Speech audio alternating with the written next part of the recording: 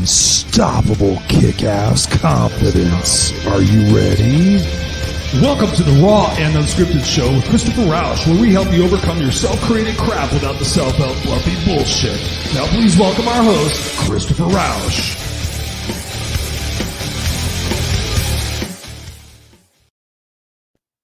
Do you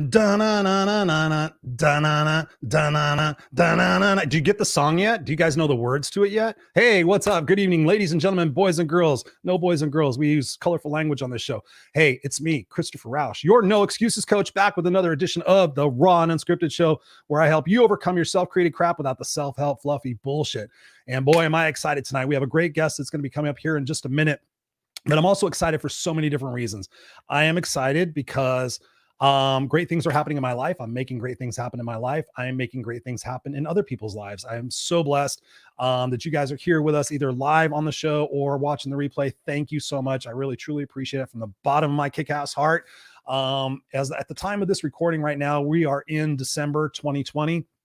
We are coming to the end of a year that has been, for me, and I know for most of you, I'm going to guess, has been one of challenge. Challenge of finding your familiarity with uncertainty, your challenge with the unknown, challenge with having to do different things differently, technology, whatever it is. 2020 has been a year of challenge. Let's just face it. And through that, some of us have become stronger and have more vision and have more pivotability, flexibility in our lives, because we know that anything at any time can happen and take the rug out from under us. And we've learned how to pivot and be able to adapt. And then there's some of us who are stuck.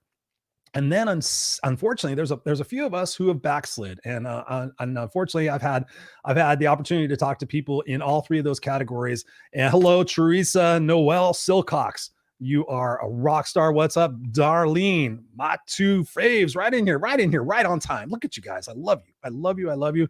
I had the blessing of talking to one of these two individuals today. I'm not going to tell you which one, but it was such an awesome conversation. Thank you so much for reaching out. Again, I'm still doing these complimentary coaching sessions. It's my way of, especially here at Christmas, right? I was only going to do them for like a month, because I mean, it comes out of my pocket of what I'm doing, I'm giving away. But at the same time, it's been such a blessing to be able to meet you guys on Zoom and have conversations and see what's going on in your lives, and just have you get to know me and just create this community and this family of kick-ass awesome people. I call you guys my misfits for life. It was something I came up with just arbitrarily, and I'm like, okay, I'm a misfit. I want misfits for life. So you guys are misfits for life. So thank you very much. The conversation today was just awesome. The support from all you guys has just been tremendous. I did a walk and talk this morning, walk and talk video. If you guys aren't familiar with me, I do walk and talk videos usually once a week, twice a week sometimes. And I haven't done it for a couple of weeks because I haven't been walking, because I have back issues and it's sciatic pain and all this other stuff, numbness in my foot. But today I went out walking, and there you guys were again, supporting me, listening to the message that we've got to share. And that's just my ultimate absolute legacy in this world, is that every day that I'm alive, that I'm using my voice, I'm using my passion, I'm using my knowledge, I'm using my experience to help further the progress of mankind. And I know that sounds like a grandiose statement, but it really isn't. And you think about it, there's 7 billion people on this planet. If we just got, a quarter of them or half of them just to wake up and realize that if they just put out the effort to make the world a better place every single day that they're alive, can you imagine how different the world would be overnight? And that's something we could all do. If we could all use our social media, we could all use our influence and all use our communication powers, and said, like we've done those, boycotts, we're not going to buy from this place from that day. But can you imagine if we shifted that to be purposeful and said, hey, listen, ladies and gentlemen, let's all make a pact for the next 7 days. As many people as we can get, let's just go out and do one nice thing every single day. Let's pick up some trash. Let's go help somebody who needs a meal. Let's go help an elderly person with their yard. Let's go do something. Let's go volunteer at a soup kitchen. Let's go out and make the world a better place for who it is and what we do. When you go to bed at night, there's such a feeling of fullness. And I'm not talking about in your stomach. I'm talking about in your heart. When you give and you help people and you see them smile, you see them find hope in a meaningless and a hopeless situation, not a meaningless situation, a hopeless situation, that's the greatest gift that you can give. Knowing that maybe you donated some money that that that's going to go to feed hungry people. Right now in the time of our lives, we have such an opportunity. If you have abundance in your life, one of the best gifts you can give is give to other people. And that's one of the things that I like to do. I like to do my coaching and give it to people. I only do it once. I don't give you a bunch of coaching free. But again, if you guys are interested in that, you guys can hit me up in the chat or afterwards, and we can talk about that, because I'm excited to say that I have my group coaching program coming out with Scott Goyette. We're going to be doing a free masterclass this Friday at 3 p.m. Pacific Standard Time. So if you're interested in that, find me on Facebook and hit me up for that. I'll send you an invitation. It's a private event at this point because we want to keep it exclusive. We want it really to be positioned for the people who are really ready to make 2021 an absolute banner year. I look at things like, okay, 2020 has been a growth year for me, like growing internally, establishing relationships, doing my shows more, getting involved in more different things. Now I'm on the board for Help Heal Humanity. Scott and I are doing a bunch of stuff going into corporations next year. So we want the people who are really excited, like 2021 is going to be my bitch. And I hate to really talk like that, but you just got to really have that attitude, that swagger to say 2021 is mine. I have been a victim. I have had all this other shit going on in my life, but 2021, I'm going to own. And here's an example of how I'm going to do it. I'm 51 years old right now, and I'm dang proud of it. I'm going to be 52 in February, and I have a 4-year-old son. So for me, I was talking with one of my coaching clients tonight, and I said, one of the exercises I was having him do was to define what his best was. And I said, you know what? I'm going to bring my best next year, because at 52 years old, I'm going to get in probably the best shape of my life, because I know when I'm in that mode, when I'm in that, like, I'm going to be healthy, eat clean, be positive.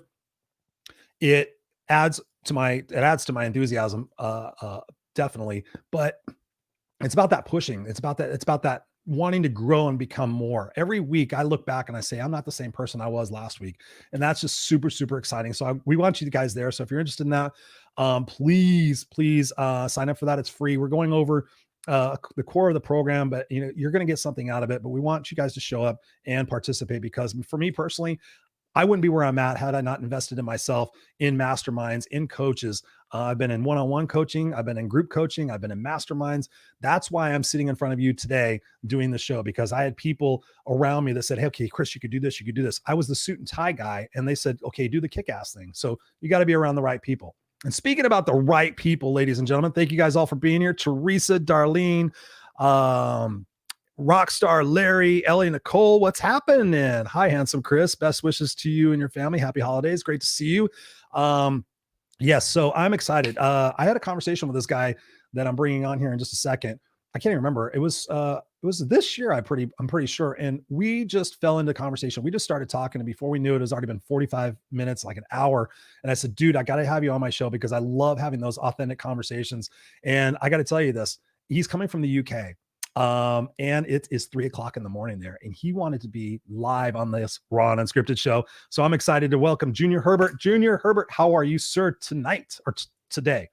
I am good. Thank you very much, Chris, for inviting me on. I really appreciate it. How you doing today? Fuck, I'm on fire. I'm doing good.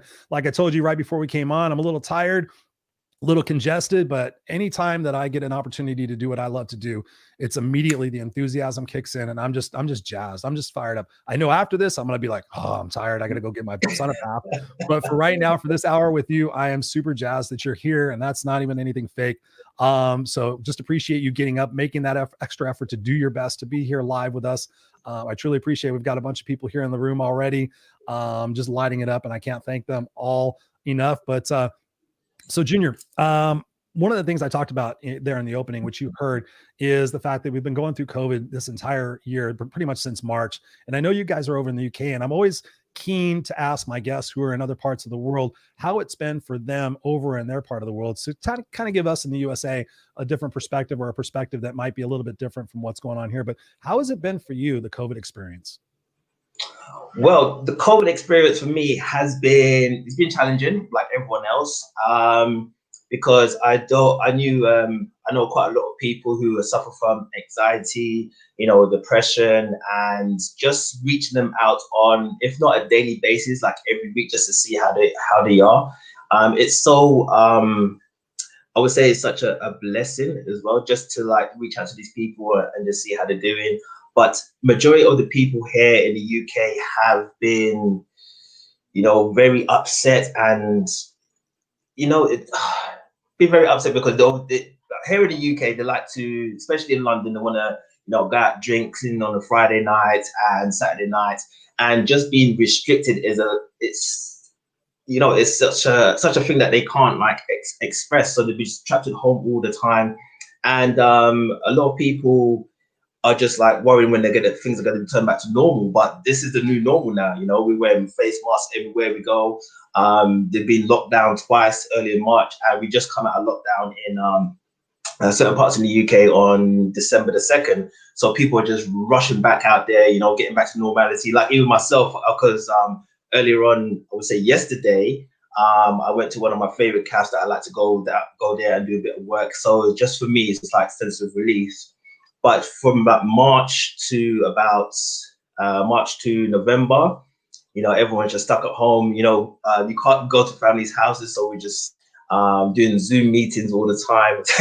Well, yeah, that's what it is. Zoom meetings now with the family. It's such a weird norm, but you know, it's such a great experience as well, because you just get to get in contact with family, you know, and like you see like 10 screens of everyone, we just laughing, joking, playing games.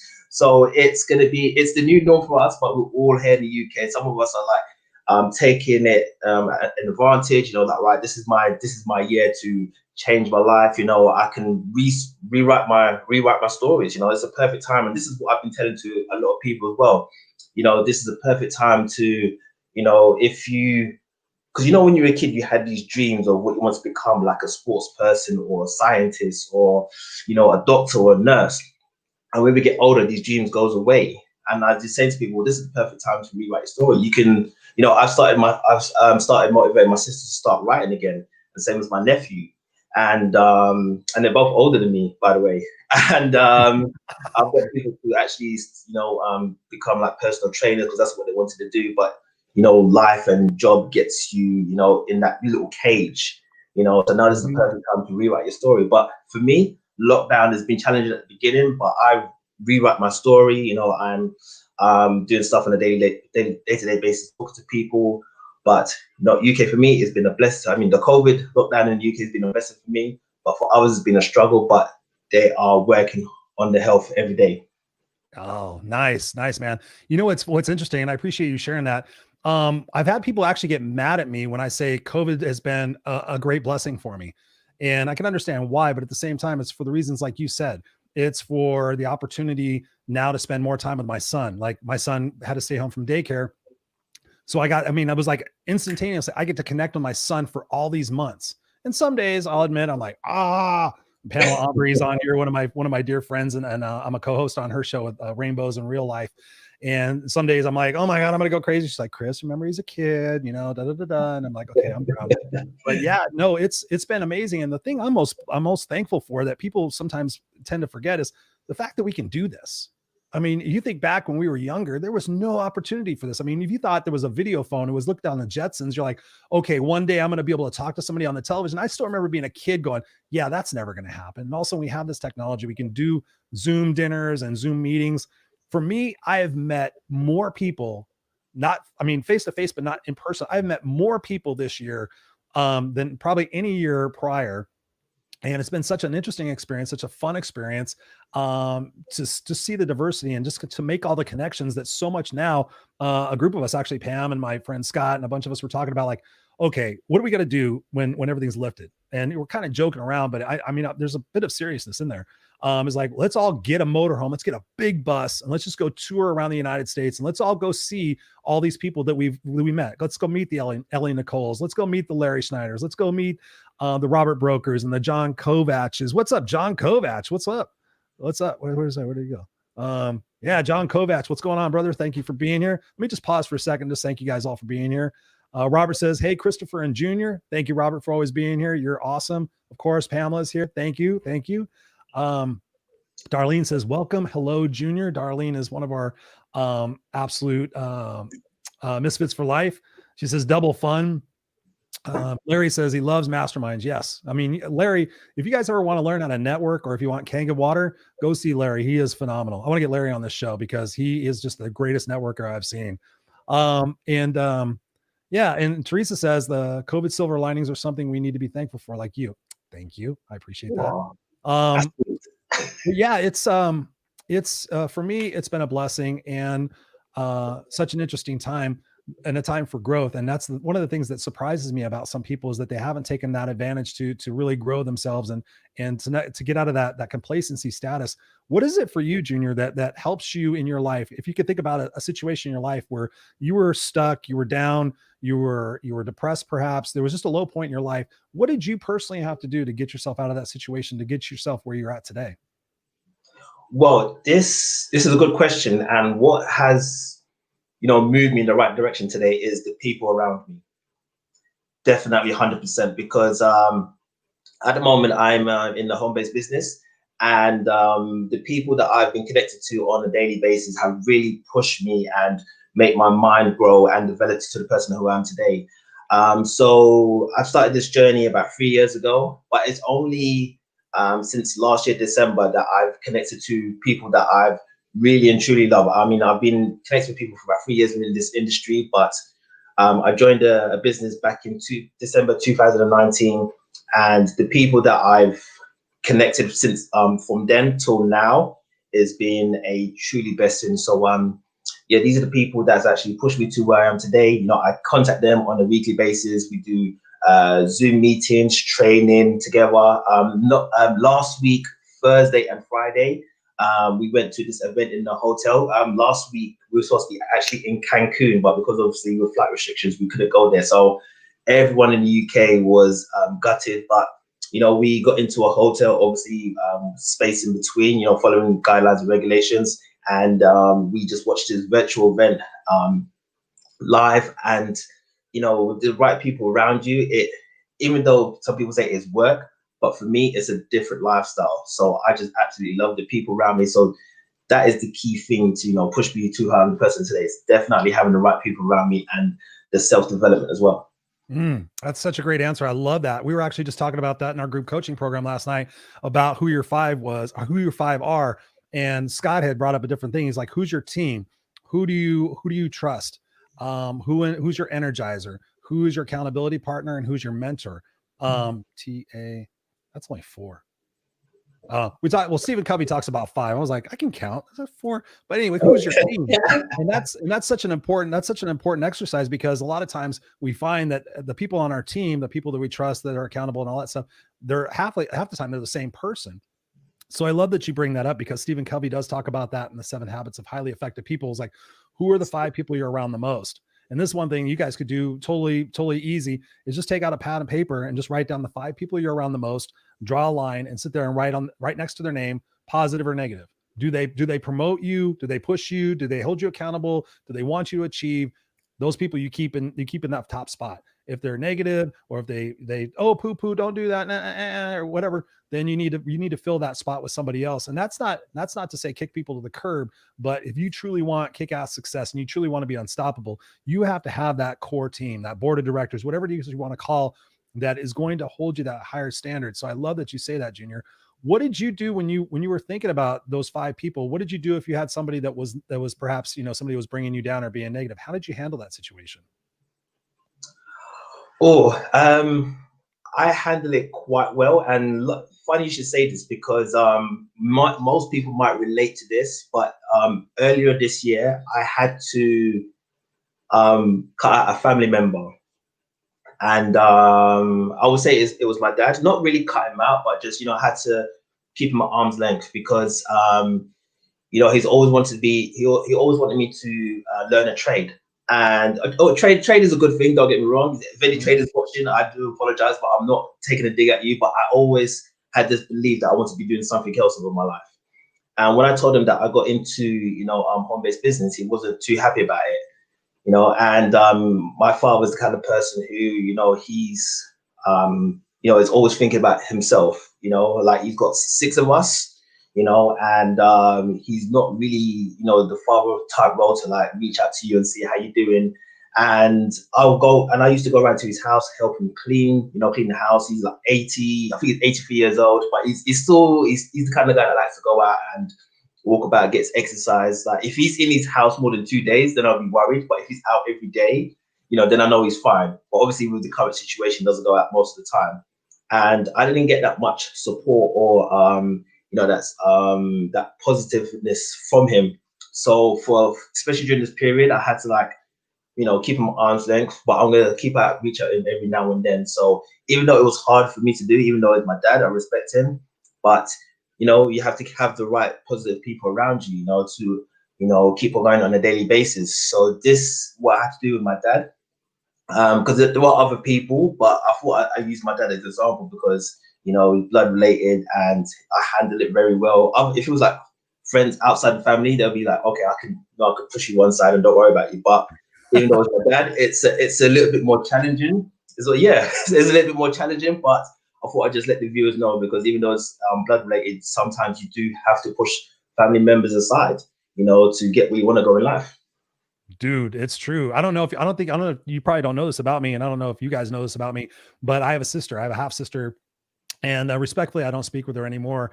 And we had reconnected back in 2005 for a minute, and I hadn't seen her since I was 9 years old. And I was completely shocked and mortified, actually, how much she turned out to be like my mother, who she hated vehemently, and left at the age of 16. And she turned out exactly like her. And I was like, okay, cool. I got the family back together. But much to my surprise, my sister was really not in a good headspace, to put it nice. And I tried to help her and everything. And it was just crazy. One day she says, baby brother, how did you wind up to be so successful?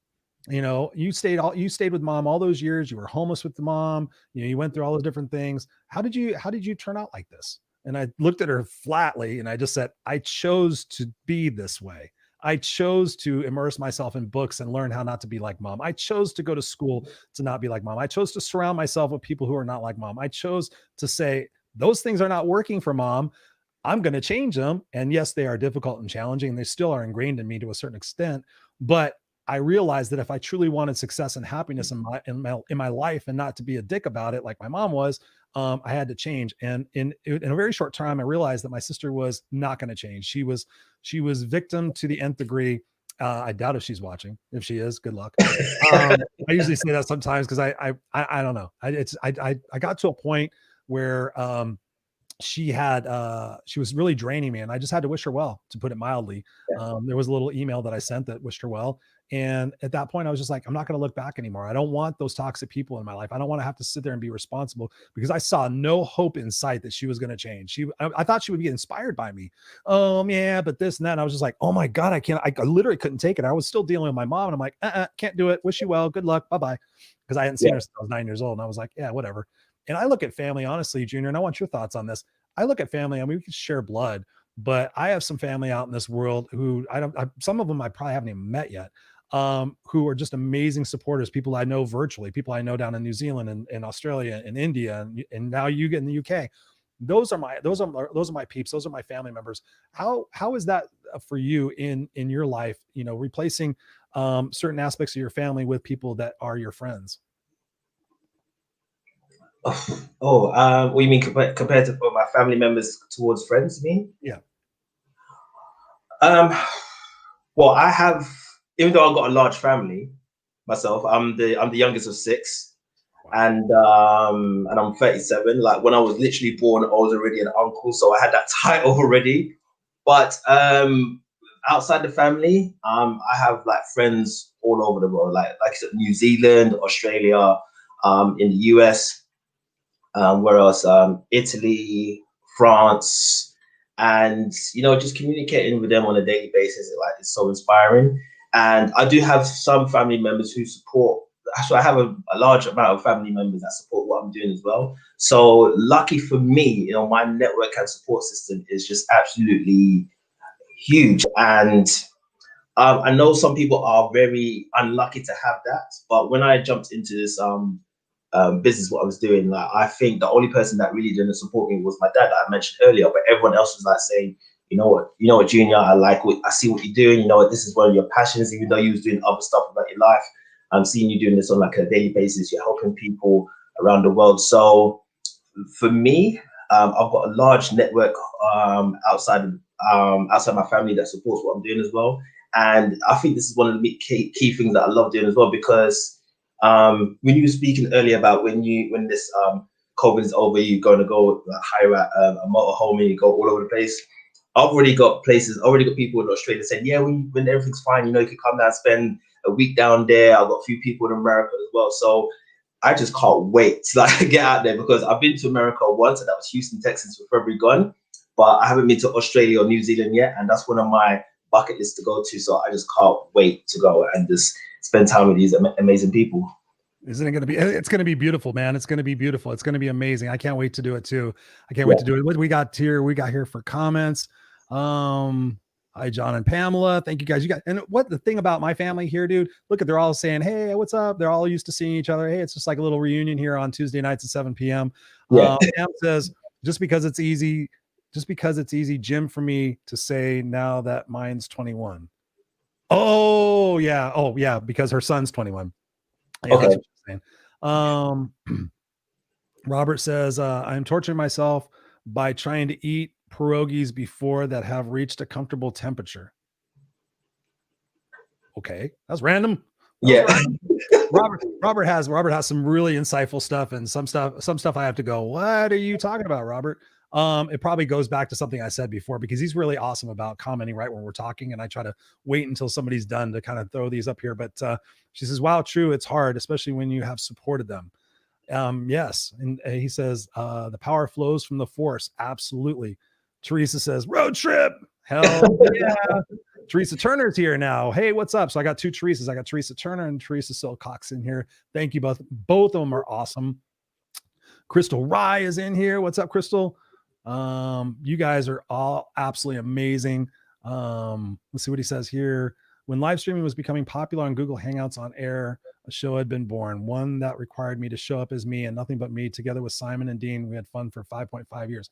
Yeah, I mean, I remember one of my first shows was a Google Hangout show called Three Sides of the Coin. It was myself, Audra Irwin, and oh geez, I'm gonna forget her name. I can totally see her. She's gonna kill me, but she's not watching. Yeah, it was really crazy. We were three different people, three totally different types of personality. We were having lunch one day, and we were in a mastermind together. Like, we should do a show and just talk about three sides of the coin. But that's not related to the topic we're talking about here. So I'm gonna get back on track. One of the things that really made me curious about you, Junior, and learning about it was that you were a stand-up comedian for 4 years. Talk to us about that experience. Talk to us about what it was like on the road, and a little bit maybe behind the scenes of what goes on with the people and what you learned from that experience. Okay. So yeah, I used to do stand-up comedy for about 4 years. I'll just tell you a little story how I got into it. So in the UK, there's some places in, especially London, you have to have a +1 to perform stand-up. So I was following my friend for about a year. We went to different places around London. We had a nice little favorite spot we go to every Tuesdays in Kentish Town, which is about northwest London. And I was following for about a year. And when I was younger and we were friends, you know, there was always that funny one within the group, and I was that funny one. And people used to say to me when I was younger, oh, you should do stand-up comedy. You're so funny. I was like, oh no, I can't do that. Like, the stage is not for me. So when I was following that person for about a year, we went different places in London, and I absolutely enjoyed it. The atmosphere was absolutely lovely. You know, the host was really good. You know, it was just an amazing experience. And then after one gig, I just sat down in the corner of the room, just watching everyone. I thought, you know what, I want to give this a shot. You know, I thought, let me just step up my comfort zone. Let me just see what it's like. So we went to this one place that we went to every Tuesday, one of our regular gig. Even if he wasn't performing or not, we were always going down there and support the show. And I said to the host, you know what, I really want to do 5 minutes, you know, come and do my first show ever. Do you mind if I do it? And she said, yeah, that's no worries, Junior. I mean, you're a great guy. You're cool. People would love you. Like to give you a spot. So I said, all right, cool. Give me about a month. Let me prepare some material and I'll come and jump on. And then she said, oh, no. I'm not giving you a month. I'm giving you 2 weeks.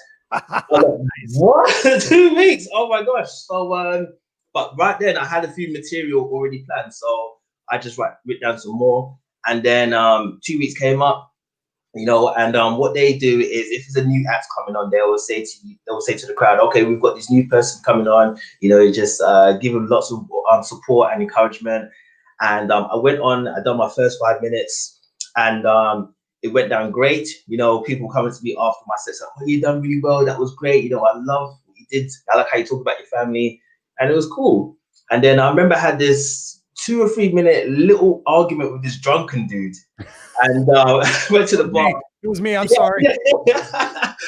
And I had this little debate with him. He says, "Was that your first performance ever?" I says, "Yeah, it was." I said, "I don't believe you." And this went on for like 2 or 3 minutes. And I said to myself, "Hold on, why am I having an argument with a drunken dude?" So I just said, "You know what? I don't mean to, disrespect you, but I'm gonna go away now because it's getting a little bit heated." So I went. And then the next week, Tuesday, we went. The following week, we went back there, and he was there again, but he was more sober this time. He came up to me. He was apologetic. He apologized and listen, "I'm really sorry about last week. I was drunk. I don't know what came over me, but was that your first performance ever?" And I said, "Yeah, it was." And he said, "You know what? You did really great. So keep it up." So cool. And so yeah, my journey from then, I toured not so much around the UK, but just more in London, just picking 5-minute spots. And what I've learned over the years is that when you're doing stand-up comedy, your confidence does grow. You get to tell more about your story, and you're not given a damn about who listens. Some people are gonna like you, some people are gonna hate you, and you get to read other people as well. And before you go on stage and after you hang out with all the other comics, you get to know a little bit more about them, their personalities, what they do outside of comedy. If they're doing comedy full time, they give you. If they're doing comedy for X amount of years, like 5 years or more, they can give you some tips on how to stand on stage, how to hold the mic, how to. Wait a minute. Wait. Stop you right there. How to hold a mic? Yeah, because sometimes for example, you can hold a mic like this or like this, but you as long as you got it close to your mouth and people can see you. Yeah. So some people, yeah, they actually teach you how to hold the mic as well. Yeah. But I just think it sounds a bit silly. Face, right? Yeah. Don't go there. Oh, the guy walked into the bar the other day and yeah. But it's true. made you laugh. Sorry? I said I made you laugh. I must be a comedian. Everyone's a comedian. It just depends on like the certain people that you hang around with as well. But yeah, so I learned quite a lot from these comics, and I've actually implemented on my life on a daily basis. So I talk to people every day, like through Zooms or like Facebook Messenger or Instagram DMs. And especially with these current times going on, I just try to put a little humor in the texts, and it just makes it a lot more easier to talk to these people because they've been cooped up in the house. They need that sort of that buzz, that excitement, that laughter, and I just provide them on a daily basis with them. Nice. What was the content of your comedy? Was it about family? Was it about society? Was it about yourself? What was the framework of what you were joking about? Basically what you just said there. Most of it was family, sometimes about when I take about trips, relationships, and yeah, those are the main areas I talked about. But I didn't really push comedy as far as I could, because the reason why I got into comedy is because at the time when I started, my mom was ill with cancer, and it was terminal, so I had to. It was kind of like an escape route for me. So that's why I started it, and I think that happened subconsciously. And then I think it was 2015. Yeah, I started in 2015, and then about last year May, things like went slow down, and I realized that I got into comedy just because of those reasons, and my passion for it actually just went down. And I remember when I made that decision, I had 5 gigs in 1 week, and I cancelled all of them because I knew it just wasn't for me, the right vehicle. Yeah, so I just made that decision to, like, you know what, it's lovely, it's fun, but it just wasn't the right path for me. But I saw that as a positive journey.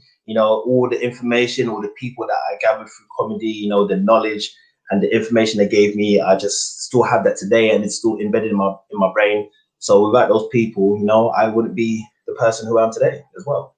Damn, dude, I love that. I love that you say that. I love that you say that, because every experience for me and for all you guys out there, what is she doing? Oh God, hang on one sec before I got to see this. Sure. Oh my gosh, typing on phone with nails, LOL. Oh, because you made a spelling mistake? Well, cut your nails or use voice recognition. Jeez. Teresa says, love it. Yes, absolutely. The thing that I was thinking about when you were talking about that, Junior, and you kind of alluded to it for a second, I want to go to that. One of the biggest challenges that I had in overcoming some obstacles in my belief system was the fact that I could not take criticism. I was immediately, when I felt like I was getting criticism or I felt like I wasn't getting somebody's approval, I would shut down. I would be quiet. I would make myself small. As a comedian, obviously I've been to tons of comedy shows and I've seen, the assholes out there and everything.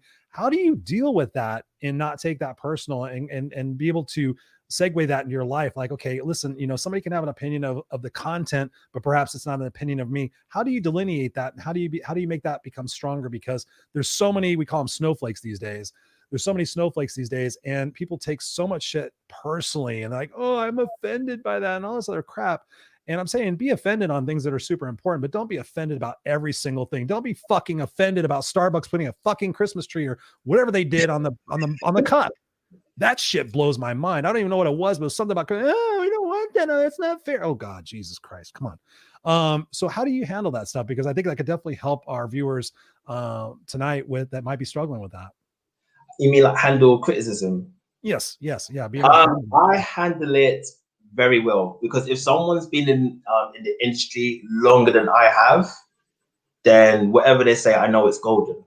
I remember when I was younger, someone used to tell me like, this is not the way I had to do stuff. I was like a baby in a pram, just throwing my toys out of the basket, like, no, I'm gonna do it my own way. But if criticism, if someone's been doing something longer than I have, then I would just sit down, listen, take it in, do it their way. If it works, great. If it doesn't, I will say to them like, well, I did what you said, it doesn't actually work. Do you have any more advice? Because, if you just, if you do your stuff your own way, so many times it doesn't get you nowhere. You need that person who is where you want to be, and you're going to take advice. So sometimes I think, I'm not saying that I'm perfect. I'm not great at everything. I'm still learning on a day-to-day basis. And I still ask questions. Like if I'm really struggling with something, I will ask questions. They criticize me, I will sit down, discipline, and like, okay, yep, sure, I'll do this. I'll do X, Y, Z. I'll do what you say, and yeah, I this is what I do. I take criticism quite easily, because I remember, if I just tell a little story about this comedy competition that I went in, I'll be very quick. So there's this competition in London, and it's called King Gong in a comedy store. And what you do is that you have 5 minutes to perform your best material. And in the crowd, randomly picked, there's 3 audience members that has these red cards. And if you don't make them laugh, they could put their cards up straight away within 30 seconds after your first joke. So it's absolutely brutal. If you think of the film 300, then it's something like that. If the crowd don't like you, holy shit, that they're kicking you off the stage, it's that brutal.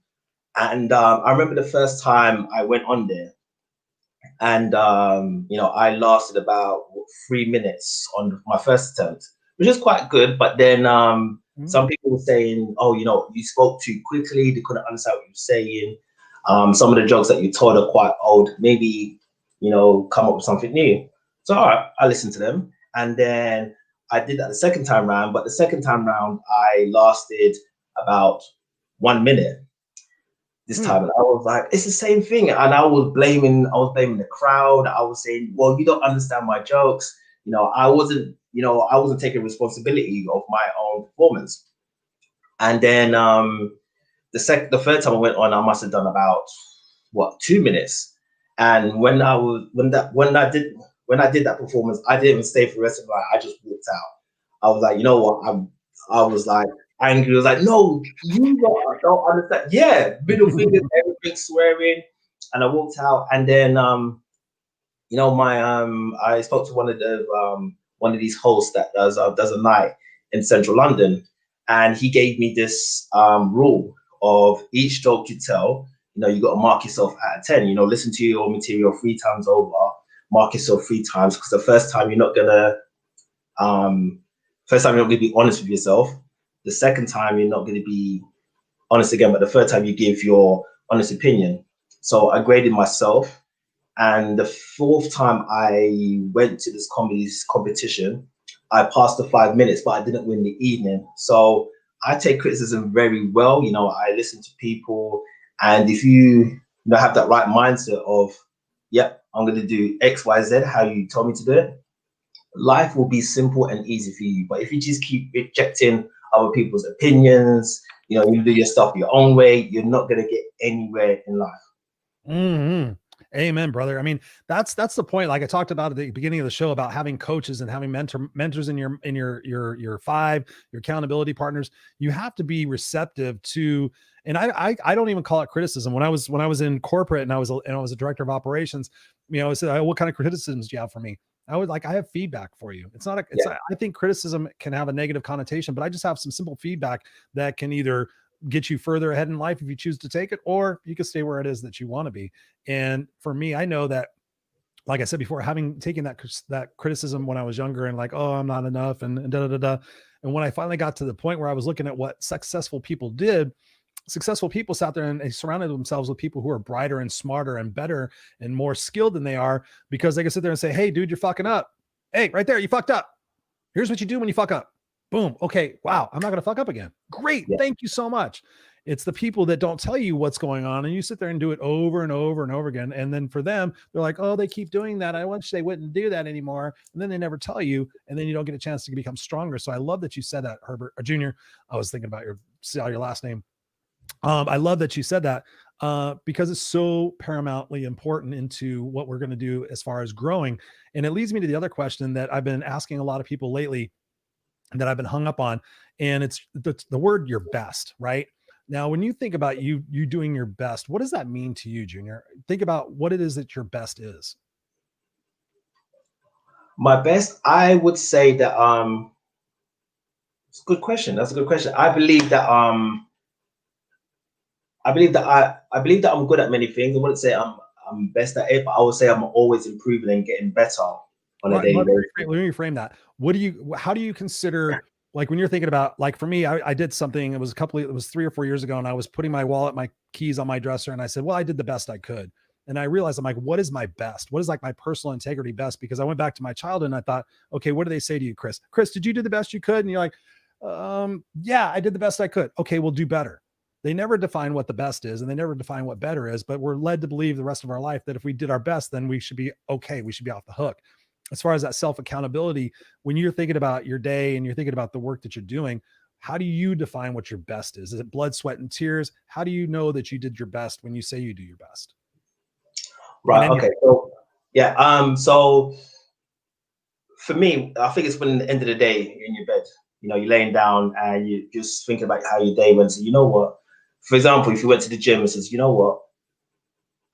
I didn't, when I was working out my legs or my arms, I didn't feel the pain. Did I really do my best today? Or, if you're, or if I'm trying to, close a client, I said, oh, did I ask the right questions? Did I do my best? Or, for example, just trying to say, if I go out for a run, so I've got a dodgy, I say a dodgy right knee, but I've got arthritis in my right knee. And what I do is I run around the block at least about, 5 times. If I'm not sweating or if I'm not out of breath, I said, would I have done my best? And I think about this every single night when I go to bed. And if I know I haven't done my best, tomorrow I'll up my game. Mm-hmm. Up your game. Yeah, that's exactly what I was just saying on a coaching call earlier. I said, for me, and this is how I have a different way of defining my best in different situations. But for me, based on what you just said, I look back at who I was a week ago, and I want to look back and say I've grown since then. Even if it's just minutely, then I just continue to grow, and I just force myself into situations that are uncomfortable because, like you said, standing up in front of a crowd of people and doing comedy, that is immensely uncomfortable. And I believe, and I can say this with absolute guarantee, that most of us don't put ourselves in uncomfortable situations because what? We're taught to be comfortable. We're taught to not have pain. We're taught to be okay. You know, don't go do that. You'll get hurt. Blah, blah, blah. All these little childhood things that mess us up. When mom says to the kid, don't go get hurt, what they're saying is necessarily is like, I don't want to have to deal with it if you get hurt. And I even find myself with my son, I'm like, hey buddy, be careful. And I'm like, he's not really listening to me. But what I'm saying is I don't want to deal with it when he falls off and cracks his head open and I got to take him to the hospital. And it's so true. Now that I'm a parent, I'm like, okay, but think about the impact that those words have. Yeah. You have mentioned a few times here that you talk to quite a few people every day. What is it that you are giving them that gives them that light to continue on, or gives them that feedback that allows them to become stronger? Because you mentioned it many times. And I know in our previous conversation, we talked a lot about personal development. How do you incorporate that in your life? And how do you help other people, especially now, in what they might be having issues with? When I talk to people on a daily basis, I'll start off with like, how's your day? You know, what are you going through at the moment? Is the family and your friends are okay? And I remember this one conversation I had with this friend that I used to go high school with. And I haven't spoken to her for about maybe 10 years. We found each other on Facebook. She's actually suffering from anxiety, and she just, you know, she told me her story. You know how she's got a child, you know, and being a mother and having anxiety is really challenging for her. So I kind of said to her, like, well, for her to, you know, have a good life, I said, what do you want for your children? You know, when your child grows up, is it, you know, to have a good future, you know, to you know, experience the things that you didn't experience when you was a child? And she actually really sat down and thought about it. And she wants, you know, her child to go to college, go to university, and you know, get married, you know, find the right person, and, you know, start having children. And I said to her, well, have you actually planned it out? You know, what college do you want your daughter to go to? What university do you want your daughter to go to? And she never really thought about this. So we've actually just, you know, I said to her, well, you know what, whatever you want for your daughter in the future, you know, sit down, write about it. You know, I haven't got any kids myself, but, you know, I can find out, you know, connect you with the right people who can support you on how to, you know, write down your plans, you know, your future. And, you know, I'm still speaking to her today, and she's actually writing her steps down to how for her daughter to have a better life. So I like these impacts that I'm putting on people, because I believe that I'm a people person. You know, I like to help people in their life, and just helping that one person, you know, and you know, she's doing very great now. Her anxiety level has come down a bit, especially during this time as well. She's focusing on her daughters. You know, she's focusing on even reaching out people that we used to go to school with, thinking about having a little Zoom reunion as well. She's focusing on like the future, and she's not worried about the current situation. She's not worried about her past anymore. So I felt that I've done I felt like I've done great, you know, just helping one person as well. Oh, I thought you froze for a second. I was like, oh, no, definitely helping somebody. Like I said before, is one of the greatest gifts that you could possibly do. One thing I noticed that you're doing now is you're doing a morning show. You're doing Coffee with Junior. What is that all about? Is that a show that you got a specific content in there and a particular delivery style and an audience that you're serving? I love it. Yeah, so it's just basically freestyling. I mean, I think one of the things I've learned about stand-up comedy is that you've got to think on the spot. So let me just challenge myself, because I know when I was growing up, I always had these my days structured out. Like, okay, if I was at work, okay, so today I've got to do these emails in the morning. I've got to catch up with my manager at 10 o'clock. At 10:30, I've got a meeting. So I thought, Coffee with Junior, let me just wake up in the morning with my brains, you know, have a good rest, good night's sleep. What can I talk about? So it's basically about, you know, inspiring people, you know, what I've been through throughout my life, how I've come out the other end. And I just, because, you know, there's so many people out there that's going to relate to you with stuff, trials and tribulations that you've been through. So I thought, let me just do Coffee with Morning with Junior. I just come on the show an hour before it starts. I thought, okay, what topic can I talk about today? I write down some bullet points, and I leave like tips at the end of the day, like 3 tips how to get motivated, 3 tips on what you should do before you go to sleep, what kind of books you should be reading, how to keep yourself healthy. And this is what I do on a daily basis. I'll be open and honest. I haven't been consistent with it over the past couple of weeks, but I'm looking to maybe do it at least once a week now on I don't know, maybe on a Wednesday or Friday. But what I do as well, I invite people on and interview them and speak to them about how their life has been over the past couple of months, what they used to do before, what if you've got kids, what's your life like. So yeah, I got inspired by you as well, because when I see you doing your talks, I was like, okay, let me take a few notes from Chris and what he's doing and how he's talking to his people. But yeah, it's a good thing that I want to do continuously as well. Awesome, man. No, it's great. I mean, I love the fact that you said learning how to speak on the spot. It's one of the things that I love about my show, Raw and Unscripted. That's why I came up with this title, because in my previous show, the Kickass radio show I did for 2.5 years, I was constantly like making notes, and I'm going to talk about this. And I'm like, I even got to the point where I started writing some of it out because I didn't want to forget what I was going to say, because I'm so passionate about what I'm going to say. And it's God given. Everybody knows that sometimes I'm going to go down a trail and I'm going to forget what I'm going to say. That's just who I am. I have passion. I have all these different topics in my head. So rather than fight it and try to be so, okay, I'm going to say these things, it's going to be all perfect, I was like, I want a fucking show where I could just talk and just like formulate my thoughts as I go, because it does make me a better thinker. It makes me a better communication person too, because now I pick and choose my words very carefully when I'm not under this type of situation where I can go, you know what? I don't have to blurt out the first thing that's in my brain. So it's actually helped me become a better listener now that I don't feel like I have to interject something all the time. When I first started the Raw and Unscripted show, I was kind of like that. I felt like I was interviewing everybody, and I was like, okay, pump the brakes, Chris, calm down, calm down. You're not in interviewer mode right now. You're not in talker mode right now. So yeah, pushing yourself outside of your comfort zone, guys, is absolutely one of the most phenomenal aspects of growth that you could put yourself in. Back in the day, and I still do this to a certain extent in COVID. It's a little bit more difficult for me now, but I would go out there and I would do something that was uncomfortable every single week. That way I knew I was growing. I was like, okay, today I'm going to go to a networking event. I'm going to, instead of just talking to 2 people, I'm going to give myself a challenge that I cannot leave until I talk to 10 people for 5 minutes apiece. So that was uncomfortable for me. As much as I'm an extrovert, I'm like, I don't want to go fucking network, blah, blah, blah.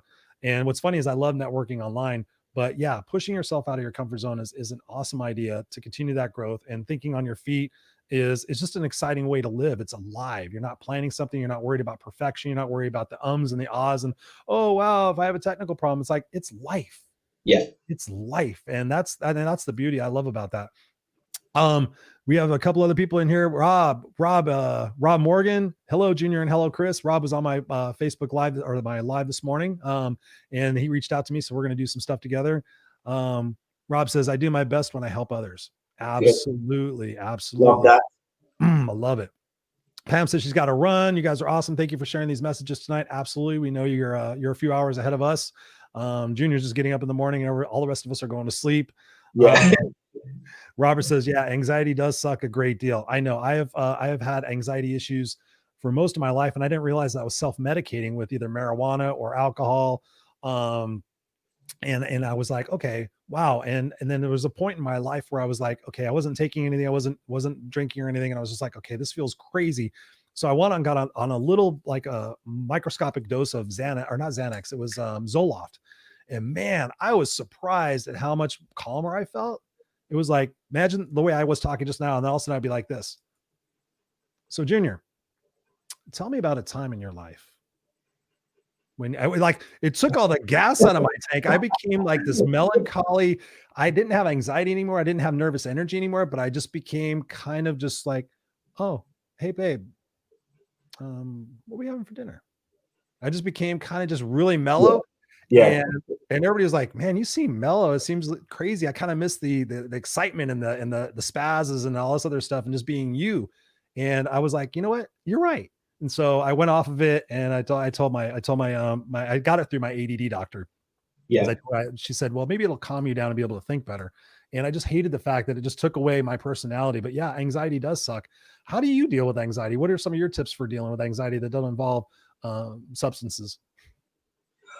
Oh, how to deal with anxiety? Just talking to people.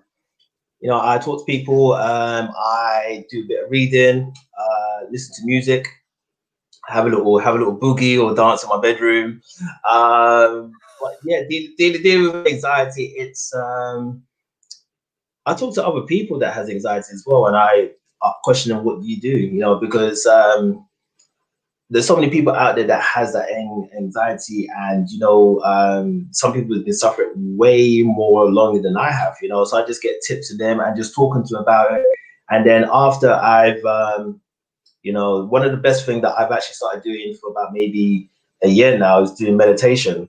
And I do meditation in the morning, and I absolutely love it. You know, I used to do it for 10 minutes, but then I realized for 10 minutes, you know, it's not long enough, because I like to, you know, close my eyes and breathe and just visualize what I want in my life. And, you know, I do this for like 15 to 20 minutes a day. And especially with the job I do, it can be quite stressful, you know, because you're talking to negative people. So when I do the meditation in the morning, I know I'm really talking to these type of people, a lot of positive people, but there's a lot of negative people out there as well. So meditation has helped a lot, you know, because you know, it kind of calms you down, put you in that calm situation and peaceful, and you just, you know, when you go there on your laptop, right, and you think, okay, there are gonna be some people out there you're gonna be talking about who are quite hot-headed, but just realize it's because of the current situation. They're trapped in a cage. Don't take it out of them. Don't take it personally.